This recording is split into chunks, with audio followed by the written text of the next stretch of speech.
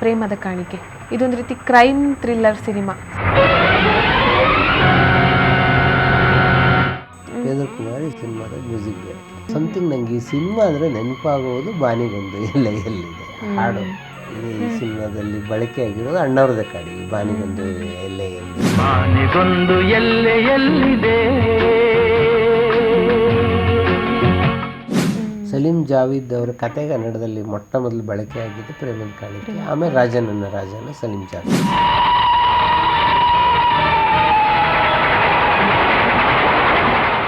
V Somashekar ಈ ಸಿನಿಮಾದ ನಿರ್ದೇಶಕರು.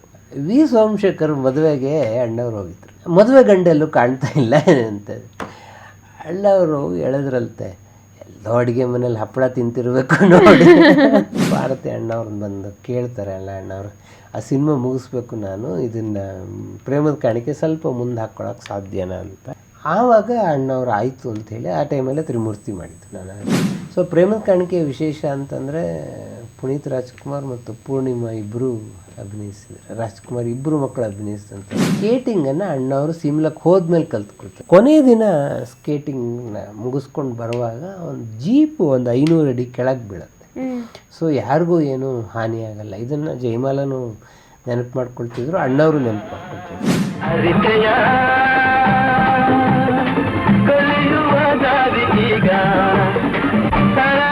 ಸರ್, ಮುಂದಿನ ಸಿನಿಮಾ ಪ್ರೇಮದ ಕಾಣಿಕೆ ಇದೊಂದು ರೀತಿ ಕ್ರೈಮ್ ಥ್ರಿಲ್ಲರ್ ಸಿನಿಮಾ. ಕೊನೆಯವರೆಗೂ ಕೊಲೆಗಾರ ಯಾರು ಅಂತ ಗೊತ್ತಿರುತ್ತೆ, ಅದು ಅವ್ರು ಅನ್ಕೊಂಡವ್ರು ಕೊಲೆಗಾರ ಆಗಿರೋದಿಲ್ಲ. ಒಂದ್ ರೀತಿ ಎಂಡ್ ಅಲ್ಲಿ ಒಂದು ರೀತಿ ಟ್ವಿಸ್ಟ್ ಇರುವಂತಹ ಸಿನಿಮಾ ಇದು. ಆರತಿ ಅವರು ಈ ಸಿನಿಮಾದಲ್ಲಿ ನಾಯಕಿಯಾಗಿ ಅಭಿನಯಿಸಿದ್ದಾರೆ ರಾಜ್ಕುಮಾರ್ ಅವರಿಗೆ. ಇದರಲ್ಲಿ ತೂಗುದೀಪ ಶ್ರೀನಿವಾಸ್ ಅವರು, ಜಯಮಾಲಾ ಅವರು ಮತ್ತೆ ವಜ್ರಮುನಿ ಮುಂತಾದ ಅನೇಕ ಕಲಾವಿದರು ಈ ಸಿನಿಮಾದಲ್ಲಿ ನಟಿಸಿದ್ದಾರೆ. ಸರ್, ಈ ಸಿನಿಮಾ ಬಗ್ಗೆ ನನಗೆ ತಕ್ಷಣ ನೆನಪಾಗೋದು ಉಪೇಂದ್ರ ಕುಮಾರ್. ಉಪೇಂದ್ರ ಕುಮಾರ್ ಈ ಸಿನಿಮಾದ ಮ್ಯೂಸಿಕ್ ಡೈರೆಕ್ಟರ್. ಅವರು ಯಲಹಂಕ ಹತ್ರ ಇದ್ದರು. ಸೊ ನಾನು ಚಿಕ್ಕವರು, ನಾವು ಅವ್ರನ್ನ ಭೇಟಿ ಮಾಡ್ತಾ ಇದ್ದ ಕಾಲದಲ್ಲಿ ಹೀಗೆಲ್ಲ ಇಷ್ಟೊಂದು ಆಟೋಗಳು ಸಿಗ್ತಾ ಇರಲಿಲ್ಲ. ಓಲಾಗಿಲ್ಲ ಎಲ್ಲ ಬುಕ್ ಮಾಡೋಕ್ಕೆ ನಮಗೆ ಬರ್ತಿಲ್ಲ, ಮತ್ತು ದುಡ್ಡು ಇರ್ತಿರ್ಲಿಲ್ಲ. ಓಲಾಗಿಲ್ಲ ಎಲ್ಲ ಬುಕ್. ಸೊ ನಾವು ಮೆಜೆಸ್ಟಿಕ್ಕಿಂದ ಯಲಹಂಕಕ್ಕೆ ಅವಾಗೆಲ್ಲ ಇಷ್ಟೊಂದು ಫ್ರೀಕ್ವೆಂಟಾಗಿ ಬಸ್ಗಳು ಇರ್ತಿರ್ಲಿಲ್ಲ.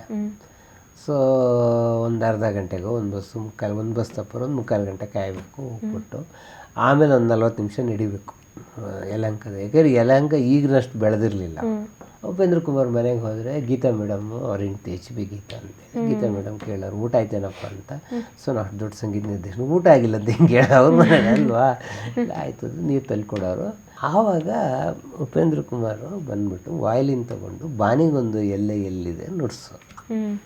ಸೊ ನಮಗೆಲ್ಲ ಸುಸ್ತು ಮಾಯವಾಗ್ಬಿಡೋದು. ಸಮಥಿಂಗ್ ನಂಗೆ ಈ ಸಿನಿಮಾ ಅಂದರೆ ನೆನಪಾಗುವುದು ಬಾನಿಗೊಂದು ಎಲ್ಲೆ ಎಲ್ಲಿದೆ ಹಾಡು. ಅಷ್ಟು ಅದ್ಭುತವಾದಂಥ ಹಾಡು. ಬಾನಿಗೊಂದು ಎಲ್ಲೆ ಎಲ್ಲಿದೆ, ನಿನ್ನ ಆಸೆಗೆಲ್ಲಿ ಕೊನೆಯಿದೆ. ಇದು ಸಲೀಂ ಜಾವೇದ್ ಅವರು ಶೋಲೆ ಸಿನಿಮಾ ಎಲ್ಲ ಮಾಡಿದಾರಲ್ಲ, ಸಲೀಂ ಜಾವೇದ್ ಅವರು ಬರೆದಂಥ ಕತೆ. ಸಲೀಂ ಜಾವೇದ್ ಅವರ ಕತೆ ಕನ್ನಡದಲ್ಲಿ ಮೊಟ್ಟ ಮೊದಲು ಬಳಕೆ ಆಗಿದ್ದು ಪ್ರೇಮದ ಕಾಣಿಕೆ. ಆಮೇಲೆ ರಾಜನನ್ನ ರಾಜನ ಸಲೀಂ ಜಾವೇದ್ ಅವರು ಜೋಡಿ ಬರೆದಂತಹ ಕತೆ ಅದು. ಇದು ಆಮೇಲೆ ಸಲೀಂ ಜಾವೇದ್ ಬೇಕಾದಷ್ಟು ಸಿನಿಮಾಗಳು, ಇದು ಕೂಡ ಹಿಂದಿನಲ್ಲಿ ಮಾಡಬೇಕಾದ ಸಿನಿಮಾ. ಇದು ಹಿಂದಿಗೆ ಅಂತಲೇ ಬರೆದ ಕತೆ ಇದು. ಅದು ಅಲ್ಲಿ ಉಳ್ಕೊಂಡಿದ್ದು ಕನ್ನಡಕ್ಕೆ ಬಂತು. ಸಲೀಂ ಜಾವೇದ್ ಕತೆಗಳಲ್ಲೆಲ್ಲ ಈ ಥ್ರಿಲ್ಲರು, ಎಂಟರ್ಟೈನ್ಮೆಂಟು ಎಲ್ಲ ಇರುತ್ತೆ. ಅವ್ರು ಮಾಡಿದ ಬೇರೆ ಸಿನಿಮಾಗಳೆಲ್ಲ ಇದನ್ನು ನೋಡ್ಬೋದು. ಹೋಗಿ ಹೋಗಿ ಅವನನ್ನು ಕೊಲೆಗಾರ ಅಂತ ಹೇಳ್ತಿದ್ಯಾ? ವಿ ಸೋಮಶೇಖರ್ ಈ ಸಿನಿಮಾದ ನಿರ್ದೇಶಕರು. ವಿ ಸೋಮಶೇಖರ್ ಮೊಟ್ಟ ಮೊದಲು ನಿರ್ದೇಶನ ಮಾಡಿದ್ದು ರಾಜ್ಕುಮಾರ್ ಅವರ ಸಿನಿಮಾ ಬಂಗಾರದ ಪಂಜರದ ಮೂಲಕ ಬಂದರು. ಅದಕ್ಕಿಂತಲೂ ಮುಂಚೆ ವಿ ಸೋಮಶೇಖರ್ ಅವರು ಸಹ ನಿರ್ದೇಶಕರಾಗಿ ಇಮ್ಮಡಿ ಪುಲಕೇಶಿ, ರೌಡಿ ರಂಗಣ್ಣ, ಚೂರಿ ಚಿಕ್ಕಣ್ಣ, ಸಿ.ಡಿ. ರಾಜಣ್ಣ ಇದಕ್ಕೆಲ್ಲ ರಾಜ್ಕುಮಾರ್ ಜೊತೆಗೆ ಬಹಳ ನಿಕಟವಾದ ಪರಿಚಯ ಇದ್ದಂಥವರು. ಇದಾದ್ಮೇಲೆ ಪರಶುರಾಮ ಲಾಸ್ಟ್ ರಾಜ್ಕುಮಾರ್ ಮಾಡಿದ್ದು. ಶಂಕರ್ ಗುರು ಅಂತ ರಾಜ್ಕುಮಾರ್ ಸಿನಿಮಾ ಮಾಡಿದವ್ರು ಕೂಡ ವಿ ಸೋಮಶೇಖರ್ ಒಂದು ಕತೆ ನಂಗೆ ಅಣ್ಣವ್ರ ಬಗ್ಗೆ ಹೇಳೋರು. ವಿ ಸೋಮಶೇಖರ್ ಮದುವೆಗೆ ಅಣ್ಣವ್ರು ಹೋಗಿದ್ರು. ಅದು ಈ ಸಿನಿಮಾ ಬರೋಕ್ಕೆಲ್ಲ ಮುಂಚೆ ಅದು. ವಿ ಸೋಮಶೇಖರ್ ಮದುವೆಗೆ ಅಣ್ಣವ್ರು ಹೋದರೆ ಮದುವೆ ಗಂಡೆಲ್ಲೂ ಕಾಣ್ತಾ ಇಲ್ಲ ಅಂತ ಅಣ್ಣವರು ಹೇಳಿದ್ರಂತೆ, ಎಲ್ಲೋ ಅಡುಗೆ ಮನೇಲಿ ಹಪ್ಪಳ ತಿಂತಿರ್ಬೇಕು ನೋಡಿ. ವಿ ಸೋಮಶೇಖರ್ ಹಪ್ಪಳ ಅಂದರೆ ಬಹಳ ಇಷ್ಟ. ಅವ್ರು ಏನು ಮಾಡೋದು, ಈ ಶೂಟಿಂಗ್ ನಡುವೆ ಬ್ರೇಕ್ ಕೊಟ್ಟರೆ ಸೊ ನಾರ್ಮಲಿ ಶೂಟಿಂಗ್ ಅಡುಗೆ ಎಲ್ಲ ಬಂದಿರುತ್ತೆ, ಒಂದು ಅರ್ಧ ಗಂಟೆ ಮುಂಚೆ ಬಂದಿರುತ್ತೆ. ಆಮೇಲೆ ಲಂಚ್ ಬ್ರೇಕ್ ಕೊಟ್ಟಾಗ ಎಲ್ಲರೂ ಊಟ ಮಾಡ್ತಾರೆ. ಇವ್ರು ಹೋಗ್ಬಿಟ್ಟು 2 ಹಪ್ಪಳ ಹಸಿ ಹಪ್ಪಳ ಎತ್ಕೊಂಬಂದು ತಿನ್ನೋದು ಈ ಸೋಮಶೇಖರ್. ಸೊ ಅದು ಅಣ್ಣವ್ರು ಬಹಳ ನೆನ್ಪಿಟ್ಕೊಂಡಿದ್ರು, ಮದುವೆ ಮನೆಯಲ್ಲಿ ಹಂಗೆ ಹೇಳಿದ್ರು ಅಂತ ಸೋಮಶೇಖರ್ ಹೇಳೋರು. ಈ ಪ್ರೇಮದ ಕಾಣಿಕೆಯ ಸಬ್ಜೆಕ್ಟ್ ಬಂದಾಗ ಪಾರ್ವತಮ್ಮ ವಿ ಸೋಮಶೇಖರೇ ಇರಲಿ ಈ ಸಿನಿಮಾಕ್ಕೆ, ಕ್ರೈಮ್ ಥ್ರಿಲ್ಲರ್ಗಳು ಅವ್ರು ಚೆನ್ನಾಗಿ ಮಾಡ್ತಾರೆ ಅಂತೇಳಿ. ಆಮೇಲೆ ದೊಡ್ಡ ದೊಡ್ಡ ಕ್ರೈಮ್ ಥ್ರಿಲ್ಲರ್ ಎಲ್ಲ ಮಾಡಿದ್ದಾರೆ ವಿ ಸೋಮಶೇಖರ್ ಮುಂದೆ ಕೂಡ. ಜಯಮಾಲ ಹೊಸ ಕಲಾವಿದೆ ಸಿನಿಮಾದಲ್ಲಿ. ಜಯಮಾಲ ಕೂಡ ಬಹಳ ನೆನಪು ಮಾಡ್ಕೊಳ್ತಾರೆ, ಅಂದರೆ ಬಹಳ ತೆಳ್ಳಗಿದ್ರಂತೆ ಈ ಸಿನಿಮಾ ಸಂದರ್ಭದಲ್ಲಿ ಅವರು.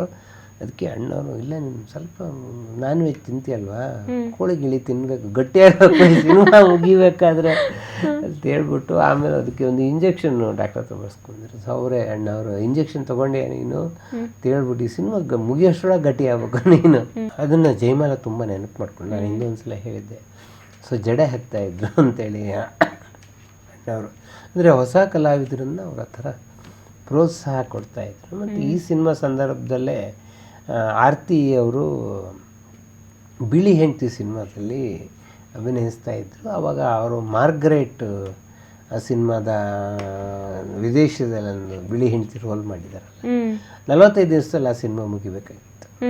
ಸೊ ಯಾಕಂದ್ರೆ ಅವ್ರಿಗೆ ಈಗೆಲ್ಲ ಪಾಸ್ಪೋರ್ಟು ವೀಸಾ ಎಲ್ಲ ಎಕ್ಸ್ಟೆಂಡ್ ಮಾಡ್ಕೋಬೋದು, ಅವ್ರು ವೀಸಾ ಮುಗಿದ್ರೊಳಗೆ ಸಿನಿಮಾ ಮುಗಿಸ್ಬೇಕು ಅಂತೇಳಿ. ಅವಾಗ ಪಾರ್ವತಿ ಅಣ್ಣವ್ರನ್ನ ಬಂದು ಕೇಳ್ತಾರೆ, ಅಲ್ಲ ಅಣ್ಣವ್ರು ಆ ಸಿನಿಮಾ ಮುಗಿಸ್ಬೇಕು, ನಾನು ಇದನ್ನು ಪ್ರೇಮದ ಕಾಣಿಕೆ ಸ್ವಲ್ಪ ಮುಂದೆ ಹಾಕ್ಕೊಳಕ್ಕೆ ಸಾಧ್ಯನಾ ಅಂತ. ಇದು ಜಯದೇವಿ ಇದು ಸಿನಿಮಾದ ಪ್ರೊಡ್ಯೂಸರ್.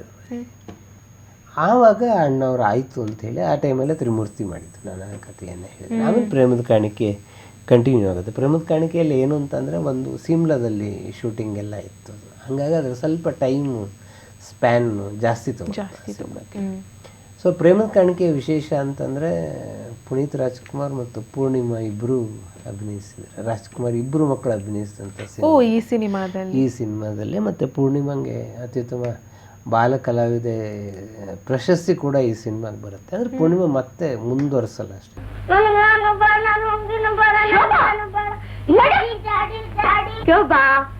ಈಗ ಅವ್ರ ಮಗಳು ಧನ್ಯ ಸಿನಿಮಾದಲ್ಲಿ ಮುಂದುವರಿಸ್ತಾ ಇದ್ದಾಳೆ. ಶೋಭಾ ಅವರಲ್ಲ, ಶೋಭಾ ಅಂತ ಒಂದು ಹಾಡಿದೆ ಆ್ಯಕ್ಚುಲಿ, ಶೋಭಾ ಅಂತೇಳಿ ಅವರ ಪಾತ್ರ.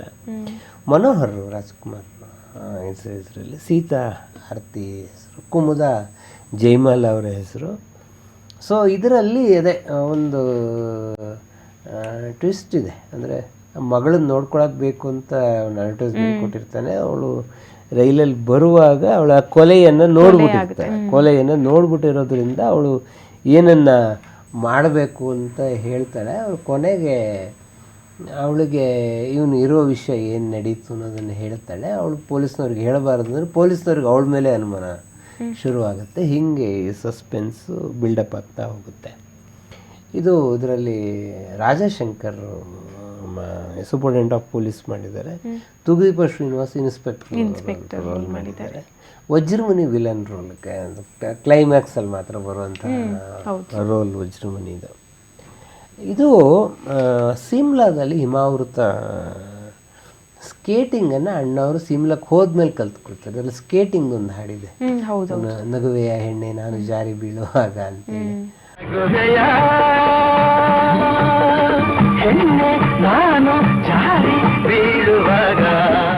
ಆ ಸ್ಕೇಟಿಂಗನ್ನು ಅಲ್ಲಿ ಹೋಗಿ ಕಲ್ತ್ಕೊಳ್ತಾರೆ. ಕೊನೆಯ ದಿನ ಸ್ಕೇಟಿಂಗ್ನ ಮುಗಿಸ್ಕೊಂಡು ಬರುವಾಗ ಒಂದು ಜೀಪು ಒಂದು 500 ಅಡಿ ಕೆಳಗೆ ಬೀಳುತ್ತೆ. ಸೊ ಯಾರಿಗೂ ಏನೂ ಹಾನಿಯಾಗಲ್ಲ. ಇದನ್ನು ಜಯಮಾಲನು ನೆನಪು ಮಾಡ್ಕೊಳ್ತಿದ್ರು, ಅಣ್ಣವರು ನೆನಪು ಮಾಡ್ಕೊಳ್ತಿದ್ರು. ಅಂದರೆ ದೇವರೇ ನಮ್ಮನ್ನು ಕಾಪಾಡಿದ್ರು ದೊಡ್ಡ ಅಪಘಾತದಿಂದ ಅಂಥೇಳಿ. ಇದು ಒಂಥರ ಸಿನಿಮಾಕ್ಕೆ ಬಹಳ ಮುಖ್ಯವಾದಂತಹ ಘಟನೆ ಇದು. ಇನ್ನು ಉಪೇಂದ್ರ ಕುಮಾರ್ ಅವರ ಬೆಸ್ಟ್ ಮ್ಯೂಸಿಕ್ ಈ ಸಿನಿಮಾದಲ್ಲಿ, ತುಂಬ ಒಳ್ಳೊಳ್ಳೆ ಹಾಡುಗಳನ್ನು ಕೊಟ್ಟಿದ್ದಾರೆ ಅವರು. ಅದರಲ್ಲಿ ಒಂದು ಪುಟ್ಟ ಪುಟ್ಟ ಹೆಜ್ಜೆ ಇಟ್ಟು, ಅದೊಂದು ಎಸ್ ಜಾನಕಿ ಹಾಡಿರುವ ಹಾಡಿದೆ.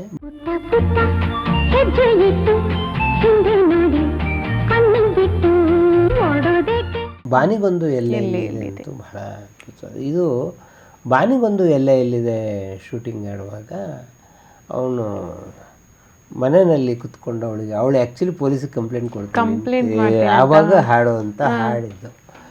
ಆವಾಗ ಈ ಶೂಟಿಂಗ್ ಆಗುವಾಗ ಅಣ್ಣವರು ಹೇಳಿದ್ರಂತೆ, ಇಲ್ಲ ಇದೊಂದು ಸ್ಪೀಡ್ ಹಾಡಿದೆ, ಈ ಹಾಡಿಗೊಂದು ಮೂಮೆಂಟ್ ಇದೆ, ಮೂಮೆಂಟಲ್ಲಿ ನೀವು ಹಾಗೆ ಮನೇಲಿ ಕೂತ್ಕೊಂಡು ಹೇಳಿದ್ರೆ ಚೆನ್ನಾಗಿರಲ್ಲ, ಇದು ಕಾರಲ್ಲಿ ಮಾಡೋಣ.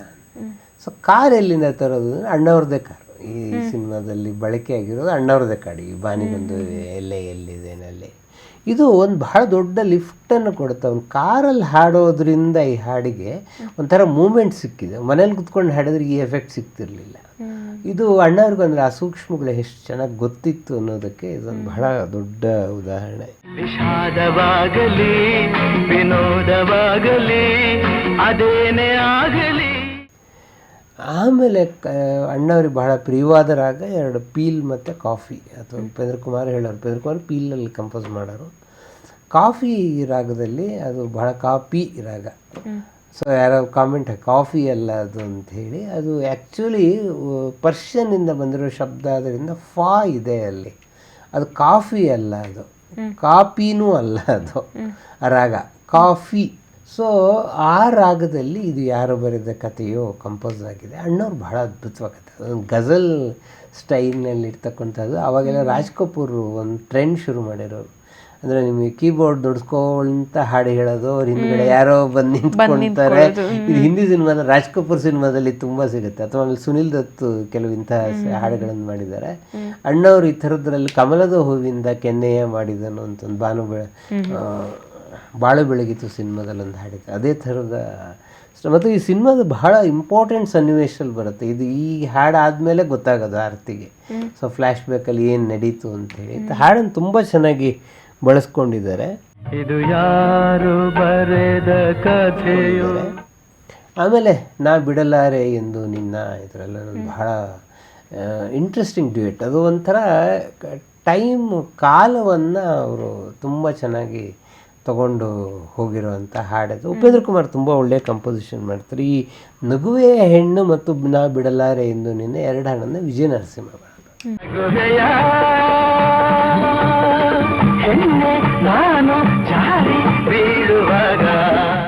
ಇದಾದ ಮೇಲೆ ಉದಯ್ ಶಂಕರೇ ಅಣ್ಣ ಅವ್ರಿಗೆ ಬರೀತಾ ಇದ್ರು. ಇದಾದ ಮೇಲೆ ಕೊನೆಗೆ ಬಹಳ ಒಡಹುಟ್ಟಿದವರಿಗೆ ವಿಜಯ ನರಸಿಂಹ ಬರ್ತಾರೆ ಅಣ್ಣವ್ರಿಗೆ. ಅಲ್ಲಿವರೆಗೂ ವಿಜಯ ನರಸಿಂಹನ ಹಾಡು. ಬಟ್ ಭಕ್ತಿಗೀತೆಗಳು ವಿಜಯ ನರಸಿಂಹನ್ ತುಂಬ ಅಣ್ಣವ್ರು ಹಾಡಿದ್ದಾರೆ. ಸೊ ಇರಲಿಲ್ಲ ಅಂತಲ್ಲ, ಒಂದು ಗ್ಯಾಪ್ ಇತ್ತು ಅಷ್ಟೆ. ಸೊ ಇದು ಬಹಳ ವಿ ಸೋಮಶೇಖರ್ ಅವರಿಗೂ ಕೂಡ ತುಂಬ ಒಳ್ಳೆಯ ಹೆಸರನ್ನು ತಂದುಕೊಟ್ಟಂತಹ ಸಿನಿಮಾ ಇದು. ಸೋಮಶೇಖರ್ 49 ಸಿನಿಮಾ, ಅವ್ರಿಗೆ ಬಹಳ ಆಸೆ ಇತ್ತು 50 ಸಿನಿಮಾ ಮಾಡಬೇಕು ಅಂತ. 50 ಮಾಡಲಿಲ್ಲ ಅವರು. ಸೊ 40 ರಾಜ್ಕುಮಾರ್ದು 6 ಸಿನಿಮಾ ಮಾಡಿದ್ದಾರೆ ಅವರು. ಅಂಬರೀಷ್ 14 ಸಿನಿಮಾ, ಶಂಕರ್ನಾಗ್ 4, ವಿಷ್ಣುವರ್ಧನ್ 3, ಅಂದರೆ ಎಲ್ಲ ಸ್ಟಾರ್ ಸಿನಿಮಾಗಳನ್ನು ಸೋಮಶೇಖರ್ ಮಾಡಿದ್ದಾರೆ. ಪ್ರೇಮದ ಕಾಣಿಕೆ ಈ ಥರದಲ್ಲಿ ಒಂದು ಬಹಳ ಬ್ರೇಕ್ ಥ್ರೂ ಕೊಟ್ಟಂತಹ ಸಿನಿಮಾ ಇದು. ಸೋಮಶೇಖರ್ ಅವ್ರಿಗೂ ಮತ್ತು ಅಣ್ಣವರ ಸಿನಿಮಾಗಳಲ್ಲಿ ಕೂಡ ಬಹಳ ಡಿಫ್ರೆಂಟ್ ಆದ ಸಿನಿಮಾ ಇದು.